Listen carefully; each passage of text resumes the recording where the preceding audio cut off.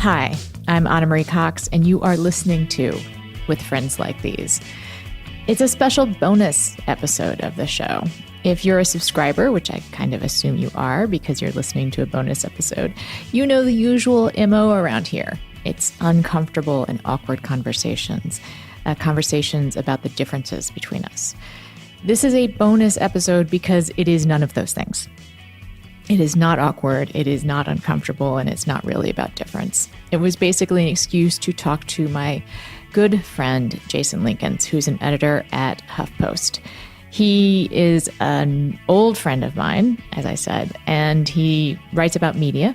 And we just kind of had a great time throwing the inside baseball back and forth, talking a little bit about the age of Trump and what it means for media and how we both have navigated the DC Shark Tank.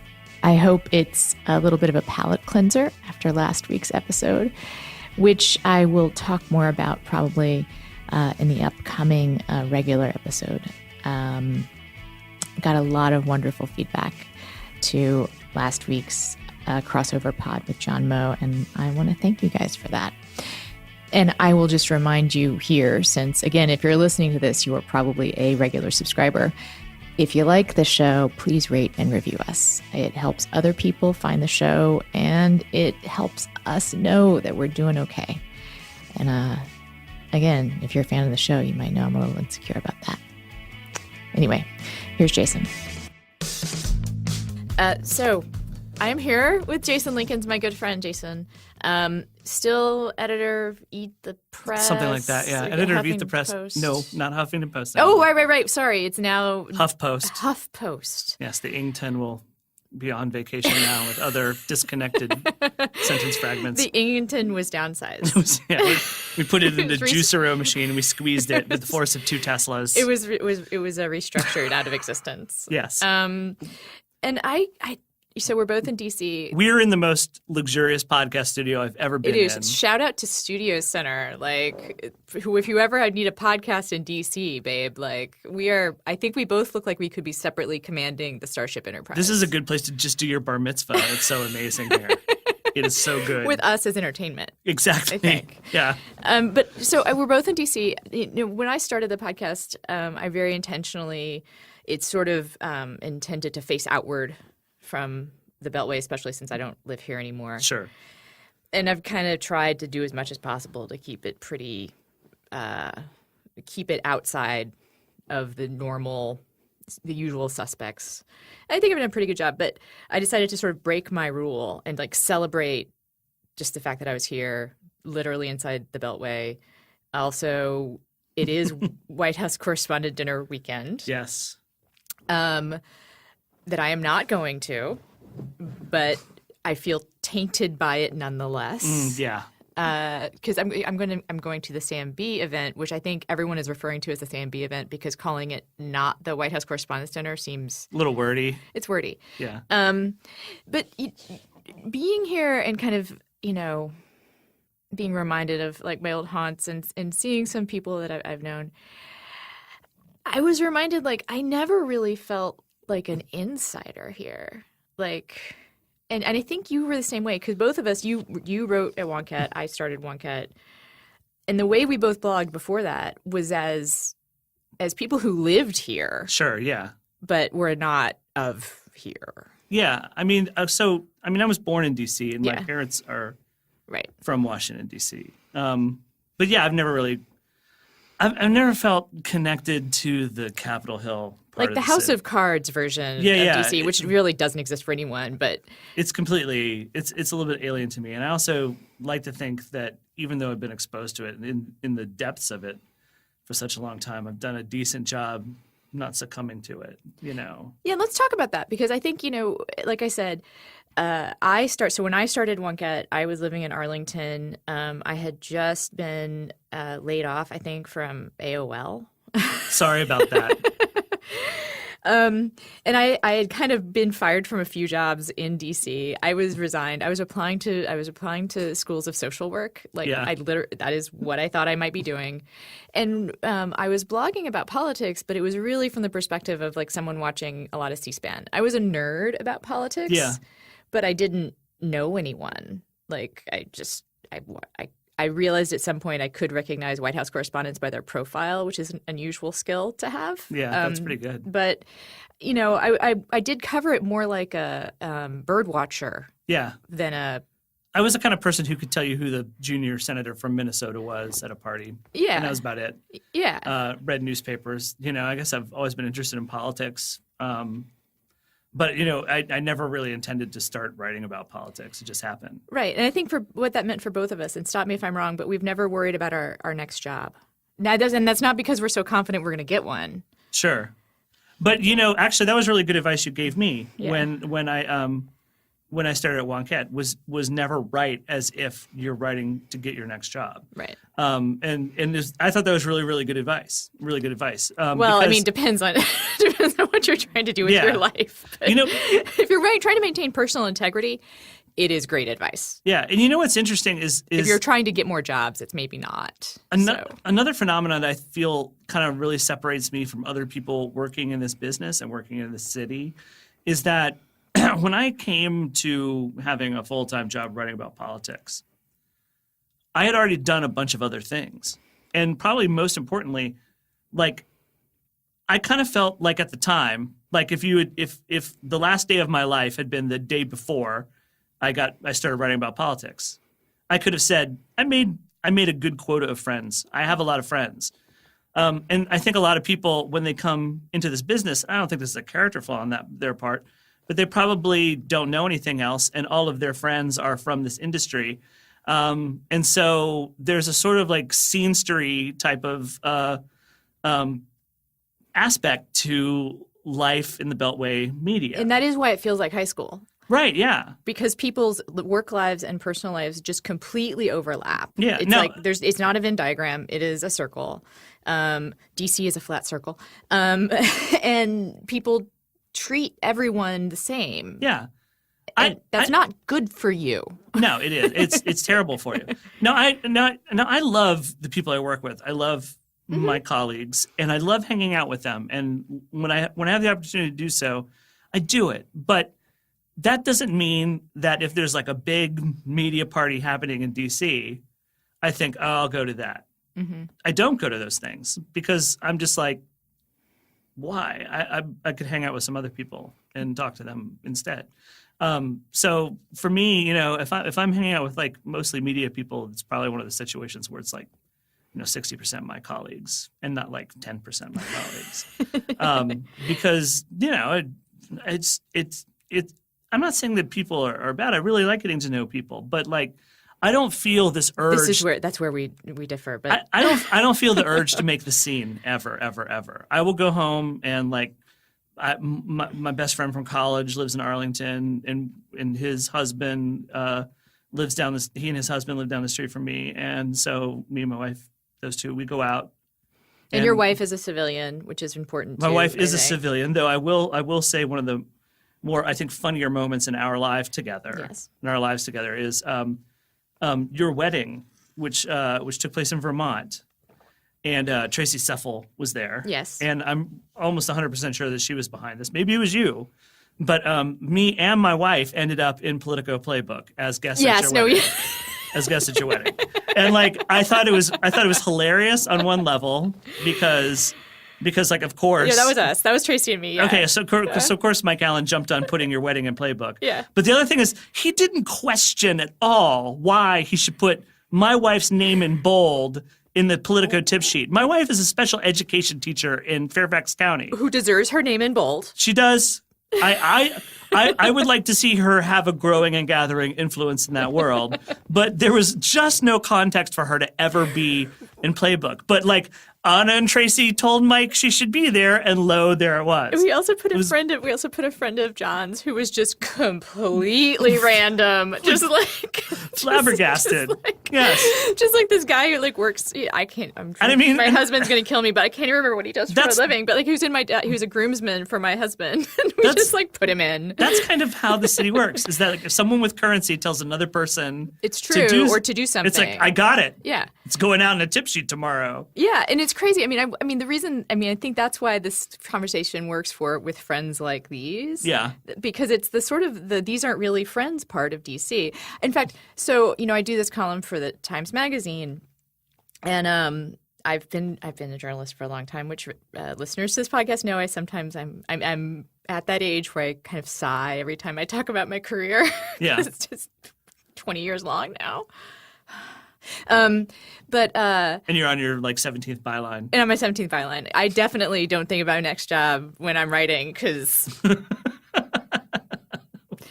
there's literally no point. There's no point. Yeah. Because I've pissed off a lot of people. But when they tell me there's political insidery type people they want to interview, people in DC, my editor is like, so are you friends with this person? And I make the distinction for them between, well, I'm like DC friends. So I think it's safe for me to interview them because it's not like I'm not like real friends with them. In Omaha, you might even be frenemies. Right. In another town, we might just openly hate each other. Sure. That would be like Carson City. You would hate each other. Right. Yeah, exactly. But we're DC friends. We say hi to each other in green rooms and I know some things about them. Right. Yeah. But basically, so those are the people. The Times. The Times does have a policy that you're not supposed to I'm not supposed to interview friends. Yeah. So there's been a few times where my editor's been like, so friend or DC friend? Yeah. And I've been thinking about what the difference is. And the difference is I think it might be, have I trusted this person with a piece of personal information and has this person trusted me? Right. Have we exchanged confidences beyond the relationship of a source and a reporter? Yeah. And has that been an exchange of it that has integrity? Have I written something shitty about this person? Yeah. And they don't care. They're never friends. No, is it a relationship? I mean, it's kind of, do I respect this person? Maybe it's as simple as respect. No, because I've interviewed people that are DC friends that I still respect. Can I tell you that I've written a lot of shitty things about people. Yeah. You have, which is, one of the reasons I love you. I would say 98% deserved. I make my own mistakes, too. Yeah. But I would respect these people more if they would actually get mad at me. I'd love someone to take a swing at me. I'd be like, you're all right with me. Because I've encountered people I've written shitty things about in the wild, and almost to a person, they just kiss my ass. It's grotesque. They're like, oh, you really go. It's just like, come on, man. I mean, I read you for shit. Stand up for yourself. Yeah. Stand up for yourself. It's kind of pathetic. Yeah. That's why it's really weird when in the city or in this industry when someone comes as the hard man online. I'm just like, I don't believe you. I don't believe you'll ever. I don't believe you will ever physically impose yourself on me. It would be the craziest thing. You'd definitely catch me by surprise. Mm-hmm. Okay, I would definitely be sent to the hospital. But most of the people in the city are of the soft palm variety. I'm not saying I'm different. I don't know what would happen if I ended up in a street fight with Mike Allen. I hope it never comes to that. It'd be, what would be weird? It'd just be weird for any observer outside of the circle to watch that happen. It would be. What are these two idiots doing? It would probably look like two concussed sea lions. Flapping out of water. Attempting to make love on the street. No, I have to say, talk about viewing things through lenses. I will say that from my wife's perspective, and she's run in a lot of different social circles I've dragged her into over the course of my life and that she's been a part of too, she actually likes hanging out with reporters. Well, reporters are interesting people. And they listen most of the time. Yeah. And reporters can be, I would, if I had to choose a industry. Yeah. Who do I want to, talk to? Of course, reporters are interesting. They know interesting things. That's their job. Yeah. You know? But it's funny, I want to kind of get to a point which I think people outside DC may not understand, which is that you and I are describing a phenomenon which is very true, which is that when you are kind of a media critic in DC, especially a professional media critic, people will just eat your shit because I think it's because they deep down realize that they are in fact full of centers. shit too. Yeah, yeah, it's true. And that they just they're waiting to be called out. The depths. In fairness, they also probably know that media criticism has a very, very small audience. Yeah, that's true too. Yeah. But also like the depths of insecurity of people who live here, I mean, who work here in this industry are astounding. Like just. The sensitivity to criticism. It's funny because people are both incredibly sensitive to criticism and unwilling to make true enemies. Sure. Yeah. Yeah. I feel like when you start putting yourself out there, the first thing you do is you confront the fact, oh my God, people don't like this, and like the insecurity flares up. Mm-hmm. What I realized, personally speaking, is that like. That's all that is justice. You know, you had a right to say something. If everyone else has the right to come back at you. Right. You know, it wouldn't be fair if just one person got to dole out all the criticism. And you know what? And we should be clear here because I think one of the fair. reasons that I have respect for you and the media criticism you do is, and hopefully I hope that I practice this myself. But when we talking about shit about people, I try real hard to not attack people's personal characteristics or personal motivations unless I feel like I can be pretty sure about what they are. Oh yeah, you know, I mean, so when we talk about taking people down a notch or why people should hate us, I mean, ideally they don't because we're attacking their work or they're criticizing their work. I'm sure I've slipped up here and there. Yeah, I mean, I know I have to. But yeah, I don't go in on attacks on appearances. You know, again, I probably slipped up here and there. But and I try to be really careful about motivations. I really do. Although again, like I said, if we're talking about insecurity, that's a huge blanket statement. But it's hard to do that here. It's hard to like separate work, people's work from who they are. What do you do when a motivation though clearly shows up in the work? That's what I'm saying. Like I think unless I'm pretty sure what the motivation is, and it's also true here that people are so invested in what they do. Like a lot of people don't see a difference between who they are. I mean, everyone's the brand, right? I mean, like you are your brand. Oh God, I hate that kind of talk. My brand is garbage, really.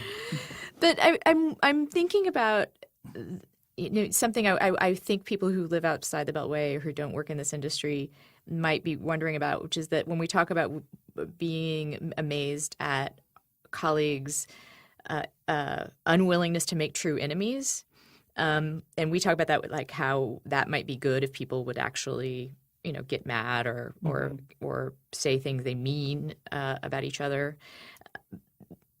Because I think people outside the Beltway look at this comedy between us and think, well, there's two ways to think about it, right? Like one is that, I don't know. Like, I mean, I think that there's this, we all should be more empathetic to each other is something I hear from a lot of listeners. You mean everyone in the industry should be empathetic to each other? Because I'm trying to think about the way, because I feel like I don't want to endorse being mean to people and making enemies. Okay, sure. Right? Like, that's not what I'm talking about. I just wish people had the courage of their convictions here. And that's not the same as false partisan drama. Yeah, correct. I don't think. Yeah, I'll be honest. The way I do it is there are people who really test me on this. Mm-hmm. But I try to come at it from an approach where everyone gets a clean slate at the new day. Someone who may have done something shitty one day maybe deserves to be singled out for praise the next. And you can't just you can't let yesterday color something that's just like, wow, that was good that person did. So that's another part of like washing the city off you at the end of the day. Mm-hmm. You're just like, okay, everyone, we're going to try to let everyone start from square one tomorrow. It doesn't mean we forget past sins. It just means that I come at it with the idea that,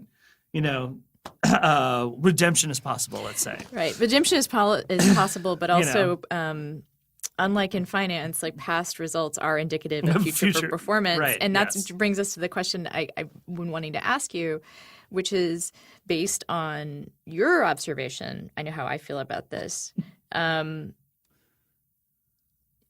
Is the media going to flip? What do you mean by flip? Like the oppositionality that seems to be so like purposeful right now. You mean in the Trump era? Yeah, in the Trump era. Oh, the way that everyone seems so confrontational. Yeah. And proud of it. That's like the part that I think is interesting. Yeah. Is like super proud of how confrontational they are. Like, it's interesting. I just went I did the interview with Jake Tapper, who is great and actually is a friend. It was an interview for South by Southwest, so it wasn't for the New York Times. And the audience was just enraptured of him. And he was a hero, which is great. It's a little weird, but just for me, just having known him a long time. I'm sure he finds it a little weird too. Yeah, I'm sure he does too, because I do think he's just doing his job. Sure, yeah. But maybe he's not a good example. But there is this like very proud oppositionality happening. But I know that's not how people here are.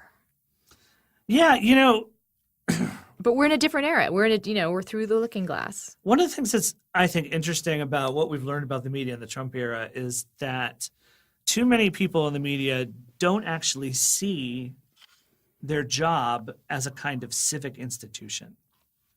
They see it as a media business. This is something that Brian Beutler and I talked about. He wrote a really good piece about this. That like it finally, it was one of those pieces you read and like it organizes 84 words in your head down into 17, and you're like, God, thank God this got written.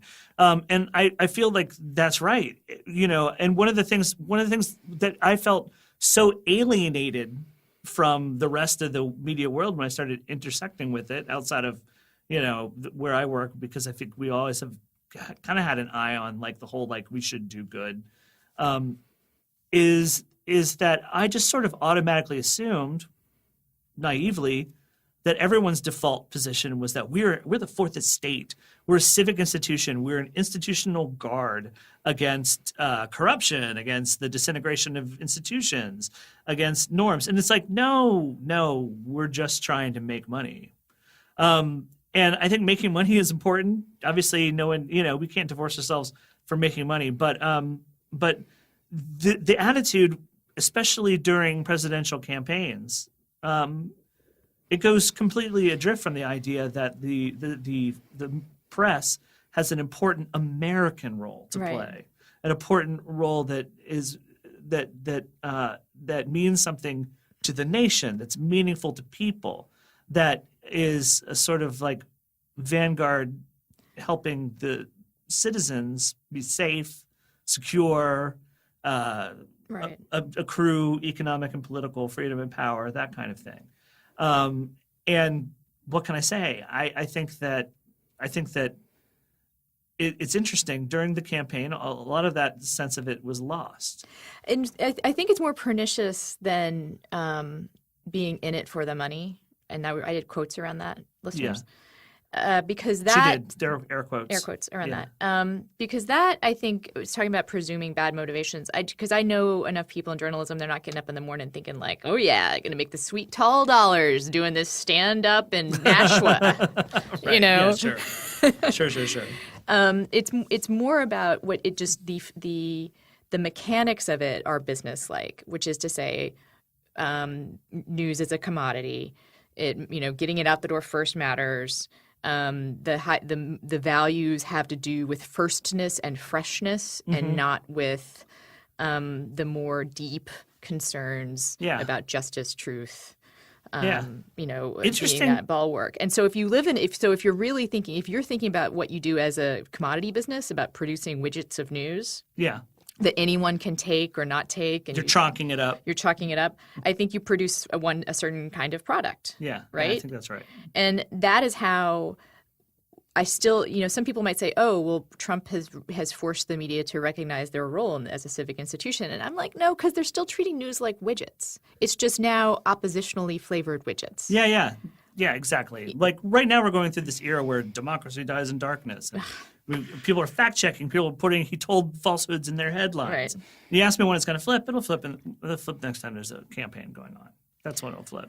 Because I do think that that's when everything will get small and stupid again. Because I do think that in the primary and in the general, the coverage of Trump was, again, it was oppositionally flavored, same thing. Like it was just, it looked and tasted like opposition, but it was really Coke, you know? Yeah, I mean, like it was diet journalism. It's like, interesting. It's his same great taste, same full flavor, you know, none of the substance. Like it you know. Well, I mean, think about the milieu he came from. He came from reality television. All of reality television, from the perspective of what they're trying to sell to viewers, is oppositionally flavored. You as a viewer are supposed to not relate to those people. You're supposed to think of their foibles as ridiculous. You're supposed to think of them as arrogant, brash, stupid. There might be moments of heart, but you're still supposed to think, look at these weirdos we've got under this characters. microscope. Look at these characters. We've got them under a microscope, and we're making them do things. Ha, ha, ha, ha, ha, ha, ha.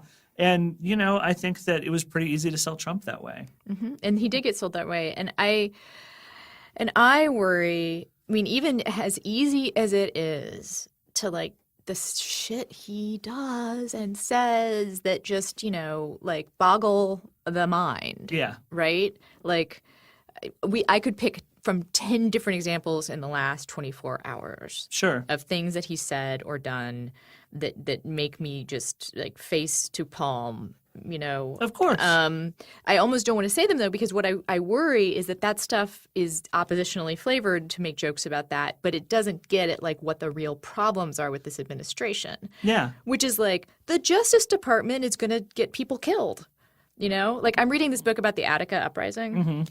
And the context for it, which highly recommended, Heather Ann Thompson. I think she just got a Pulitzer for it. And she writes in the book something I didn't know, which is that the tough on crime rhetoric, you know, that Nixon used and that actually Rockefeller used as well, even though we tend to think of Rockefeller Republicans as being like the good guys, right, was kind of invented out of whole cloth. Like, they weren't facing a crime wave. Like, we have this idea in American history that, like, oh, well, war on crime came from a crime wave. It didn't. It came from protest, but that's not a crime wave. Right. Actual crime in the U.S. did not increase. And I look at what's happening at the Justice Department, and we have the exact same rhetoric happening, and that rhetoric matters because rhetoric becomes policy pretty fucking quickly. Yeah. And also it communicates to police departments a certain attitude towards their jobs. Yeah, it does. I think that... But, haha, he needed a map to understand NAFTA. Yeah, exactly. LOL. Yeah, I mean, think about this.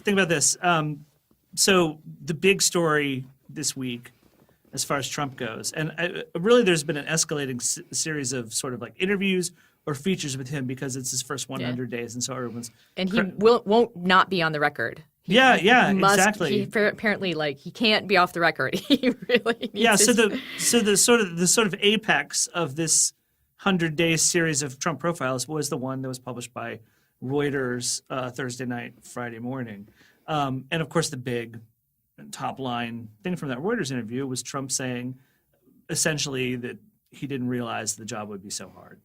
I mean, I'm paraphrasing there. No, he literally said, "I thought it would be easier." That's right. He said, "I thought it would be easier. I thought being leader of the free world as my first non-family job would be easy." Okay. Now, obviously, it's not been easy. I would describe this 100 days as like watching a moose shit its own dick in slow motion.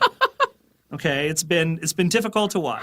Jason. It's been like watching your body reject an organ that you transplanted into. Yes, that's actually, the moose shitting its own dick is colorful, although not physically possible. I'm not good at metaphors. Body rejecting an organ. That is actually what I feel like. And while we're gonna be wearing a fucking colostomy bag. Like, that is Trump. Yeah, and like, but here's the thing. Here's the thing. How did it get to the point?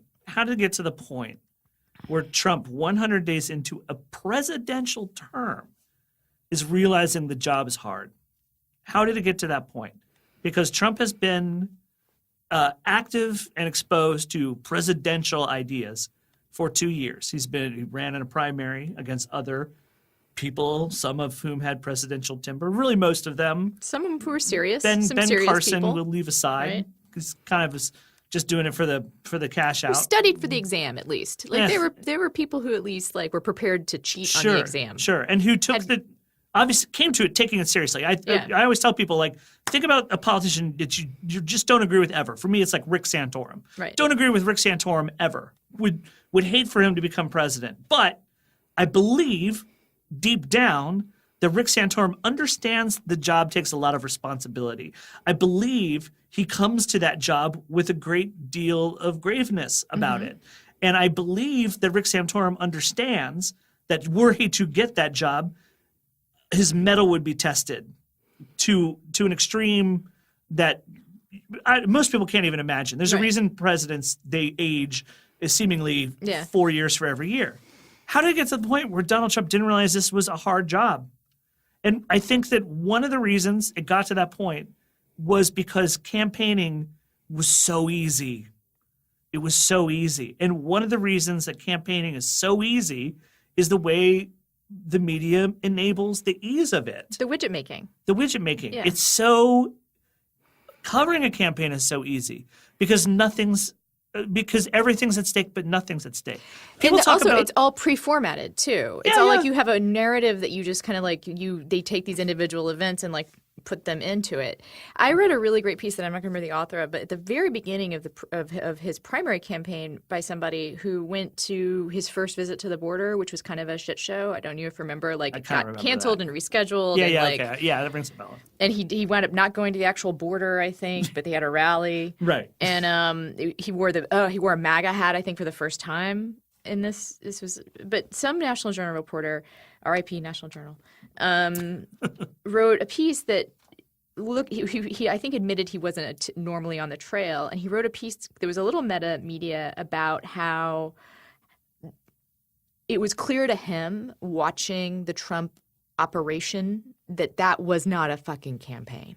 Like that it was like this one guy and, Hope Hicks and some bluster kind of like farting around, yelling at clouds. Right. But that everyone covered that event the same way they would cover, the Harkin steak fry in Iowa, as though it was like a perfectly normal and completely scripted in a kind of good way, like campaign event.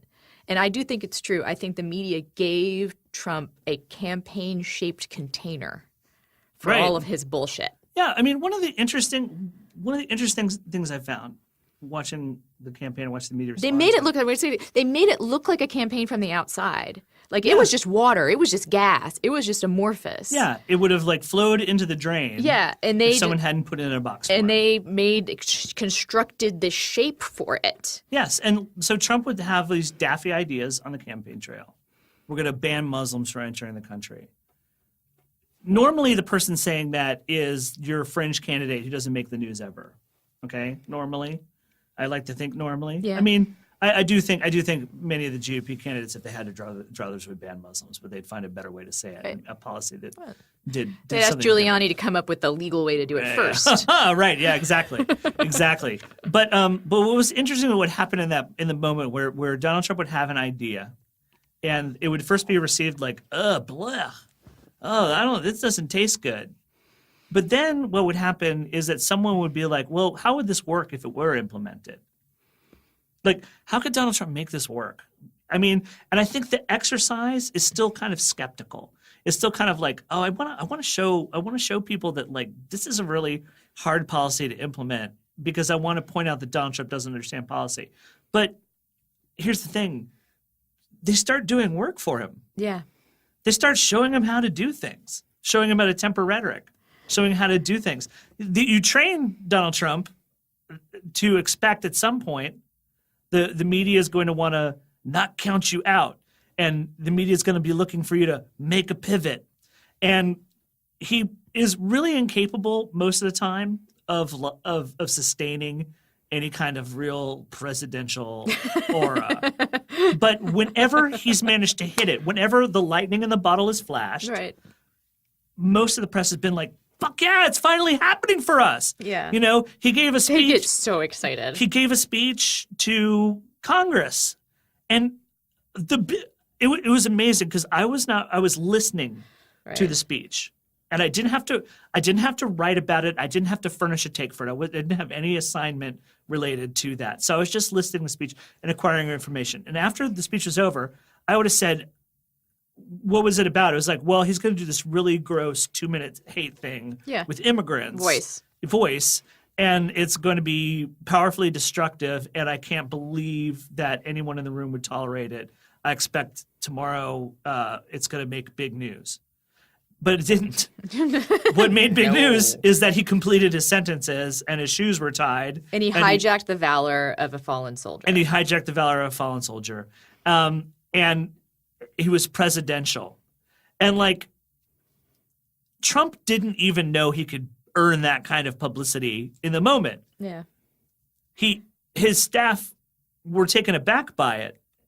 They actually delayed the implementation, or not the implementation because he never got that far, but the second executive order on the travel ban because they wanted to bask in the good publicity. Yeah. And I said, well, didn't you? Okay, I'm not saying it's a bad thing you're not putting this policy forward today, but you did say it was urgent. You did say bad dudes had rushed into the country absent this policy, and now you're like, you know what? If we're getting some good press, that can wait. That urgent need can wait. And of course, what then happened was, of course, a day later, I think it was Sessions recused himself, and Trump went to Mar-a-Lago, and he started the whole flap about Obama wiretapping. Yes. And it's funny, like, I want to jump in about the idea that it was the reaction of the press when Trump said something outlandish, and then the press was like, well, but how would you actually do that? Like, that maybe just speaks to, like, there is a part of me that's very traditional because I'm like, I thought that was important because, like, building a wall, you can't do it, you know, like deporting 11 million aliens, like, you can't do it. Like, the things that he said he was going to do, I mean, can't. Like, you know, the logistical, there were logistical problems with like 90% of what he says he wants to do, you know? And I kept on feeling like if you could just show the voters that, but then like the fantasy is that they don't give a fuck because they're not.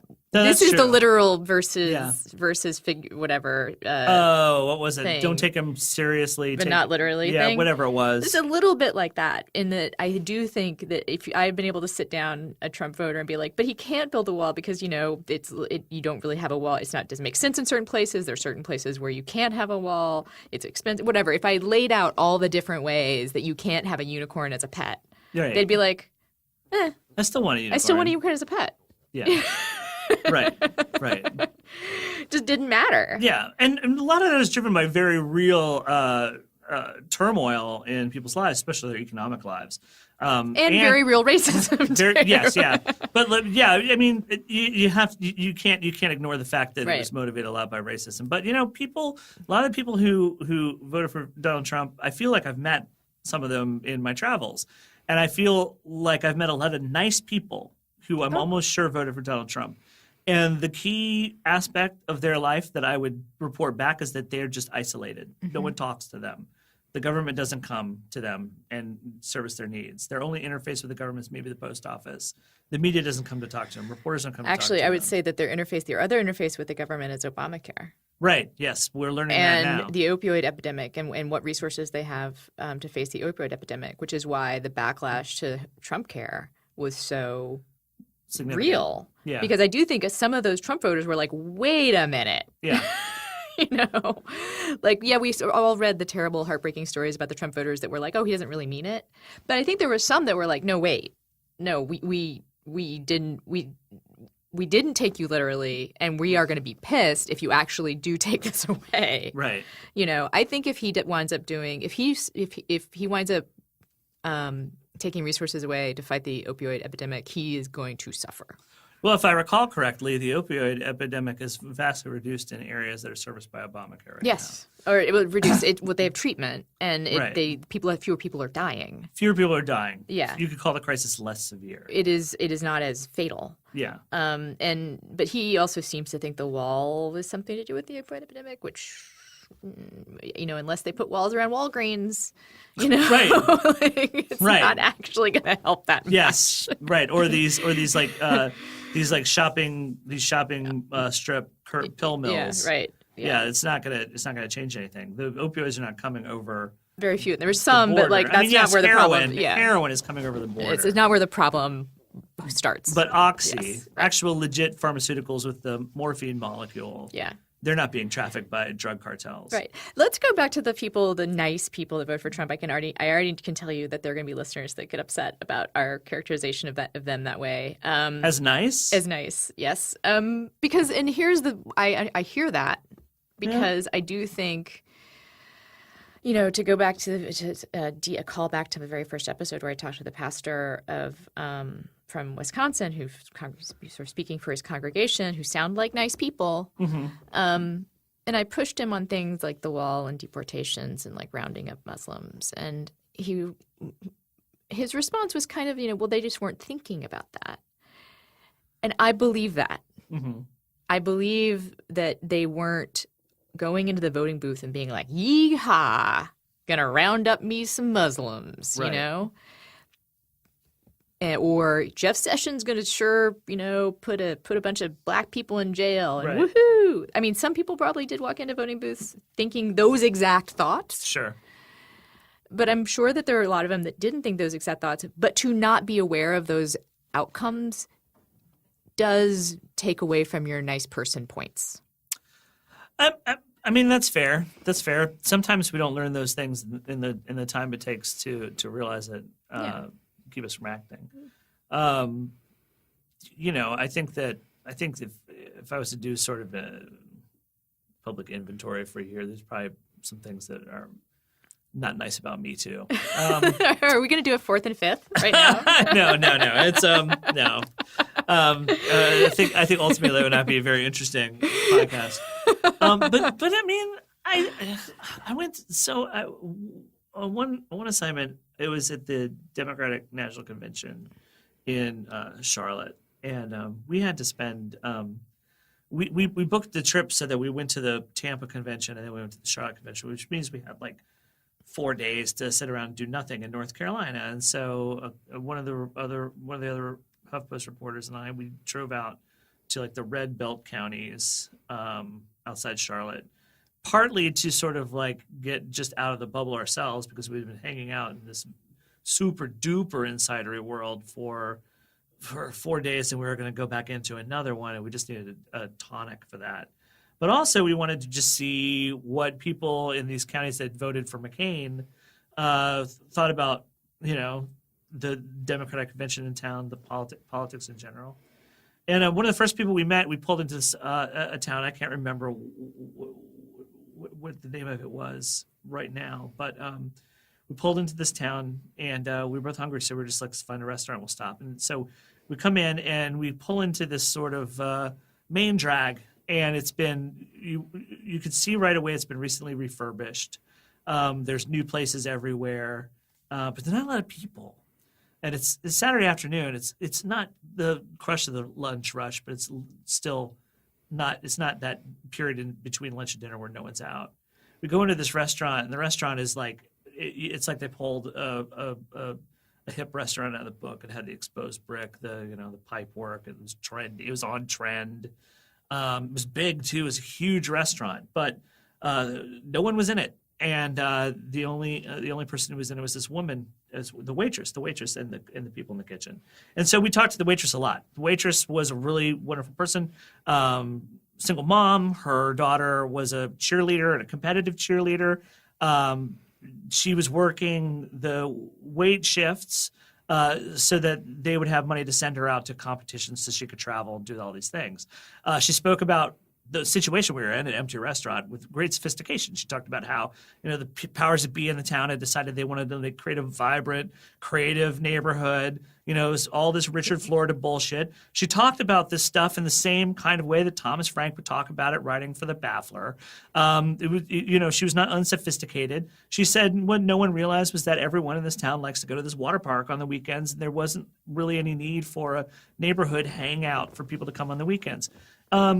She was wonderful person, very, very friendly, very, very giving, talked to us, answered all our questions.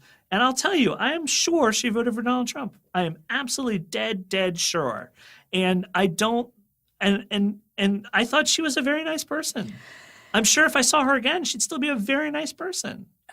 I'm not saying, I guess nice is maybe not the right word, right? Like, because there can be nice people who have really horrible, if by nice we mean pleasant to interact with, Sure. if you're a white person.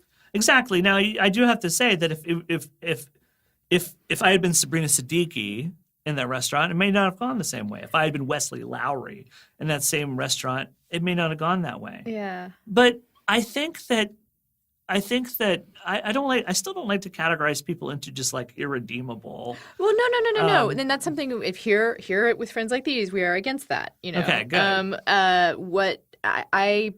It's not that the people are irredeemable at all. It's more I believe we need to not shy away from recognizing motivations that can be centered around racism. I mean, not that a single person, not that they harbor explicit racism in their hearts. I've said before, like, white people hate being called racist, so let's not do it. What I think happened, I mean, I think you've heard me use this formulation. What I think would happen with Trump voters is that they have nostalgia for white supremacy. They don't think of it as white supremacy, of course. They think of it as the time when America was great. Which I guess was post World War II. But when you think about how they're defining that greatness, there's a lot of missing achievement, missing progress in civil rights. What's also missing? Now, I don't think, again, these people can be perfectly nice, right. But let's not kid ourselves about.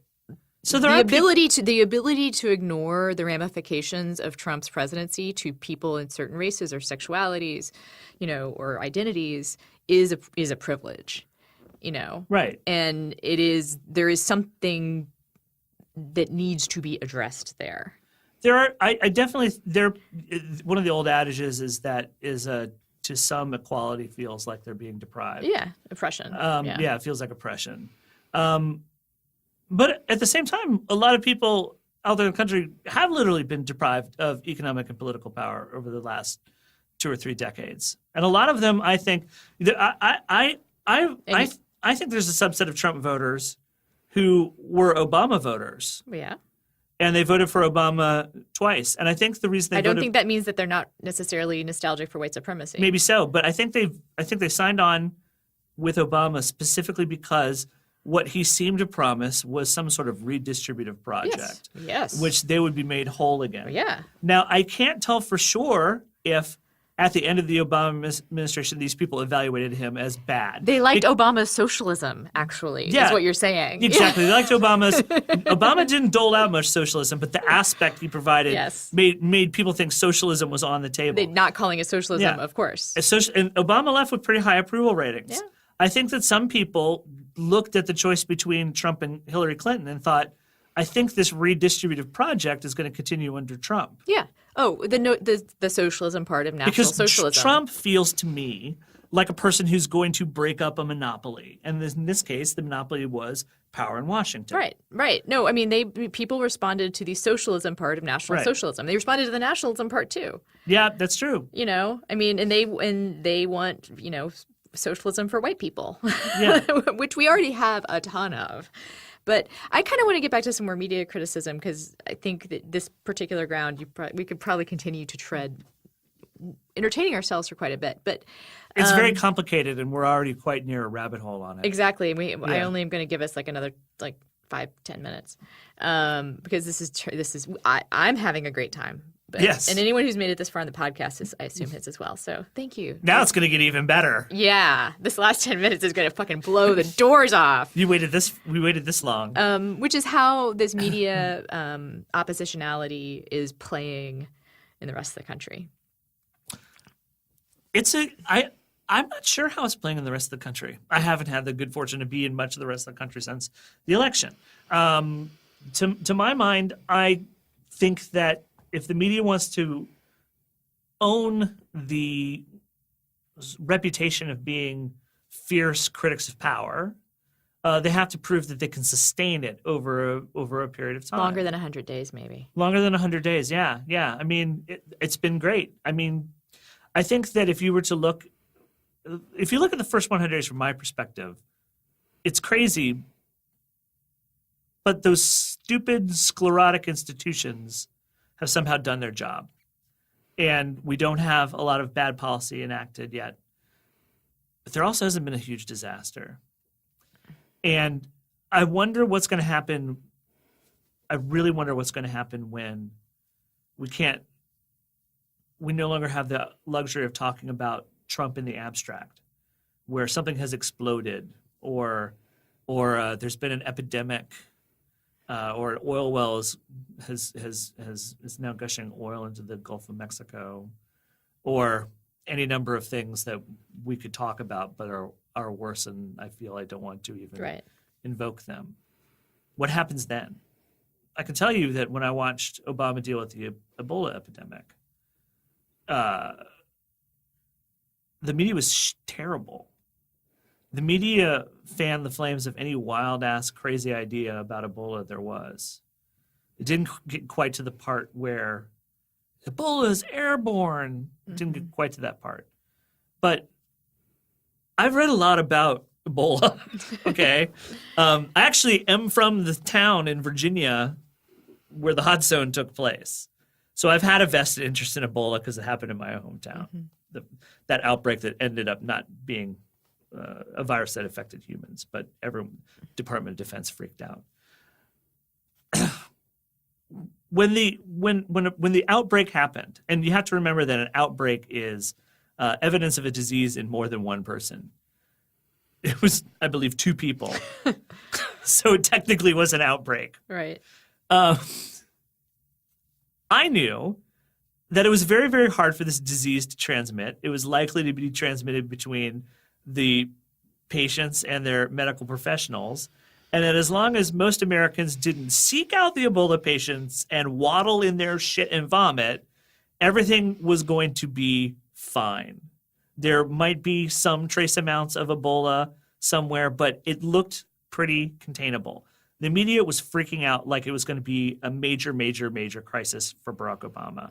And when he and for him, by the way, yes, that was the other weird thing about it. It's like a crisis for Obama, right? And it's like, shouldn't you be concerned about the actual people fighting this? Not just here, but in Africa too. Yeah. And I thought that Obama was very calm and cool and collected. He hired Ron Klain to be the Ebola czar. I think only because I think Ron Klain's only real qualification for that role was that he was gifted at calming the media down. I mean, he didn't really, I was just like, I don't know what part of his brief has to do with epidemiology.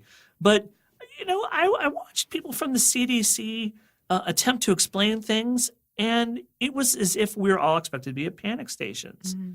And that tendency still exists in us. If something goes wrong, if something goes bad, that tendency is there. It's ready to spring out. It's the real epidemic. It's ready to spring out at any time. And I feel like we could lose that oppositionality, because I think the only thing that's keeping the oppositionality in place is that there's really no other game to be played. Well, it's the crisis, right? What's happening right now is the media is getting to treat Trump as their crisis. Yeah. The crisis to cover. He is the provider of the drama and entertainment, and what usually happens, and what people most usually bemoan in Washington media, is that we create crises in sometimes fake, sometimes real, but give confrontation and crisis a lot more attention than it deserves in other aspects. Yeah. Like Ebola virus, for instance. But since Trump is like the crisis, they just get to cover that crisis over and over and over.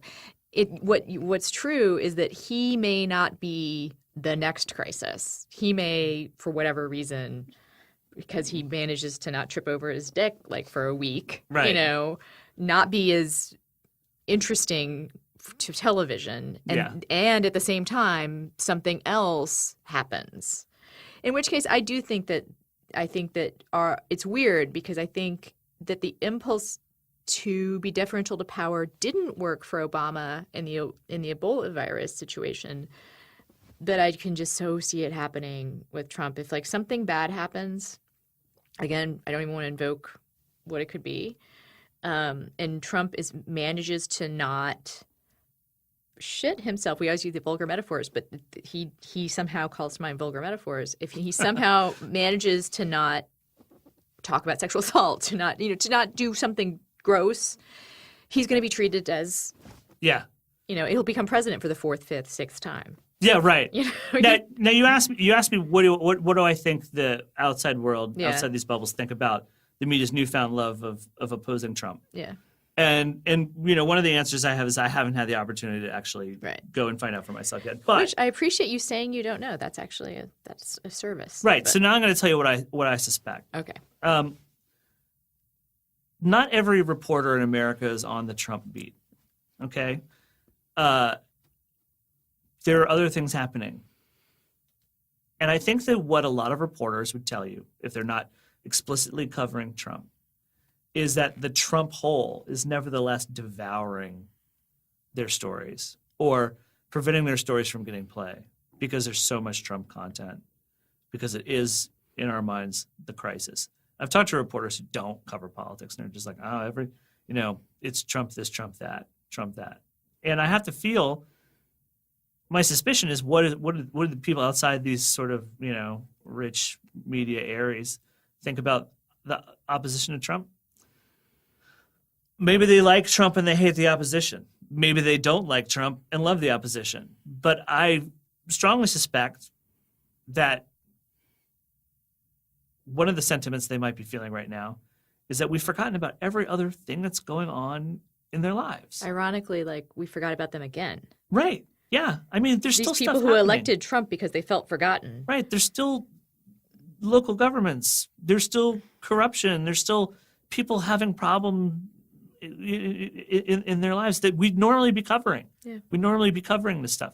I feel actually a little bit more alienated, not just because I haven't had the chance to get out and talk to people, but because I'm also not receiving from my usual sources those stories about what's happening out there in the hinterlands. Mm-hmm. And so I don't know if I think that America can't survive on Trump opposition alone. There has to be some other part of that meal, and that we have to provide them, because it starts to feel like more a fetish than a mission. Yeah. I want to say two things because I do come from the hinterlands. I come bearing hinterlands info. One is that I think at this 100-day point, which we should all remember is just a microscopic span of time, and we may someday look back at the hoopla over this and just feel like idiots. Mm-hmm. At this in this time frame, at the 100 days, I think there is a residue of fascination with Trump that is sustaining some interest. Oh yeah, definitely, yeah. And that is to judge by the people in my life who are not. I have a fair number of them who are not into politics, who are not political writers, but who want to talk to me about politics. Which honestly, it's like first season of Twin Peaks. It's a little like, for me, it's like, can we talk about sports? Yeah. I want to talk about the weather. Hey, that's but so the number of people in my circle who want to talk about politics is still really high. So I do think that there is Trump is he's such a character. He is TV that they're continuing to, he's getting better ratings than ever, right? Mm-hmm. This is season 13 of The Apprentice, whatever. But I also think that they are responding to what the news is doing. They are seeing Trump as the major story and seeing him as a character because we're covering him, and he is a compelling character. Yeah.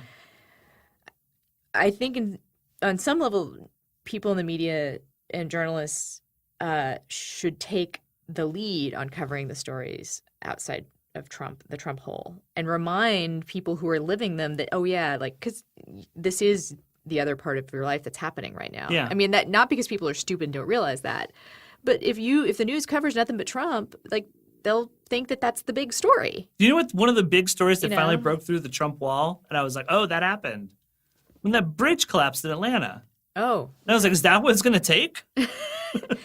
Yeah. To penetrate the Trump bubble, you got to blow up a bridge is going to have to catch on fire. It's going to be after pre-disasters. And then the other point I was going to make about the Trump hole, God, that is a gross image, is that because he's now president, everything connects to him. You know, like the bridge collapsing means that we have to, rely on an infrastructure that he thinks he can make political hay off of. Right. Also, like I think about things like, natural disasters that may happen and how that's going to who is the Michael Brown of the Trump administration? Right, like sure. what idiot is going to be running FEMA that we don't even know right now? Yeah. So I do think it's important. So I do think to some extent like that the amount of attention we give him is justified, but I don't know. He does. Now I'll defend the meat a little bit. He does court it. I think they've never really had an appreciation for the way past presidents managed to not make news, as I do now that I have a guy who makes news seemingly on an hourly basis, and I never know what that fucking news is going to be. It could be something crazy is happening. On that note, like we haven't checked our phones since we've been talking, so I'm going to end the podcast because we might be at war with North Korea. Well, I can check really quick. Hold on. We are not at war with North Korea, but I do have a source who's a bit excited about something. Okay. Well, I will let you get to that. We're all still alive, though. We're all That's still good. No mushroom cloud yet. Yes, we're going to have a fine White House Correspondents' Dinner weekend. Thank you for being here, Jason. Oh, yeah, anytime. Especially if we're going to do it in this great studio. That's right. Set phasers to stun. Fire the photon torpedoes. That's all. And that's it. Thank you for bearing with us, as usual. And as usual, if you've made it this far, I assume you enjoyed yourself. So I will again encourage you to rate and review the show. And also let you know that you can write us. You can tweet at the show at crooked_friends. You can also write to the show via Gmail with friendslikepod@gmail. And you can tweet at me at Anna Marie Cox. And Jason is at Deceiver, which is Deceiver. To skip the E at the beginning, Deceiver.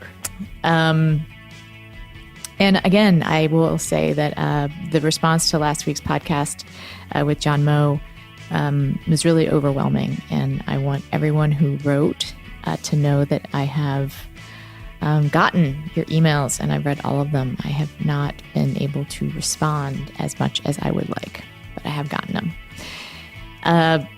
We'll probably do another podcast kind of getting into some of the stuff that people brought up in those emails because there was a lot. And just, thanks. Thanks for listening to this special episode. Thanks for subscribing in general.